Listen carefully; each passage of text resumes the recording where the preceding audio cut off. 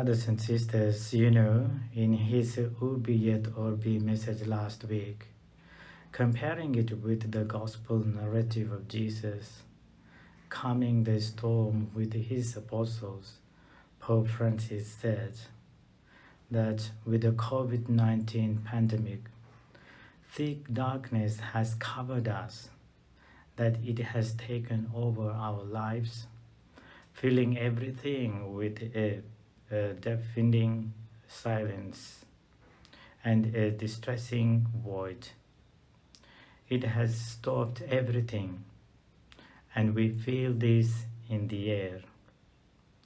We notice it in other people's gestures. We find ourselves afraid and lost. I am sure that all of us at this moment feel the uneasiness, the anxiety, and fear that comes from the uncertainty of all the things happening around us. We seek for comfort, we seek for assurances, we seek for company, and yet we are isolated because of social distancing.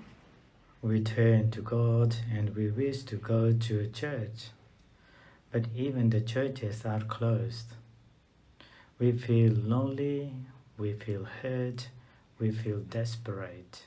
But as much as you would like that the church should be open, we, your priests, also feel that in the midst of our prayers and private masses, we also feel alone. We also feel hurt because we cannot even be with our people, that we cannot even minister face to face to the people whom we have been called to serve in our priestly ministry. In our isolation, we have come to realize the reality of life. We have come to recognize what is important in life and what is not. The Holy Father said that the storm exposes our vulnerability and uncovers those false and superfluous certainties around which we have constructed our daily schedules, our projects, our habits, and our priorities. But when all these superfluous certainties have crumbled like what we are seeing now, we come to realize that there is only one whom we can turn to. So, when the world is engulfed in chaos and when the world stops, there is only one certainty that we can depend on. In the midst of the storm around us, our Lord stands at the center of everything. He stands at the center of our hearts and our lives, because He is almighty and all-powerful. But His power does not come from greatness.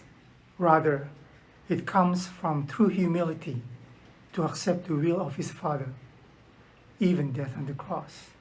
In His cross, the Lord lifts us out from the darkness and gives us a beam of hope, because just like when Calvary was covered with the darkness, after 3 days the Lord showed His glory.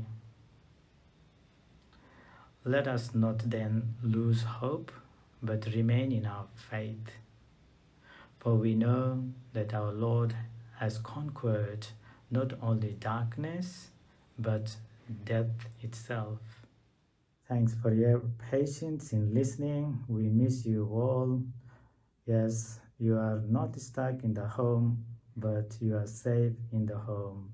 Take care. God bless.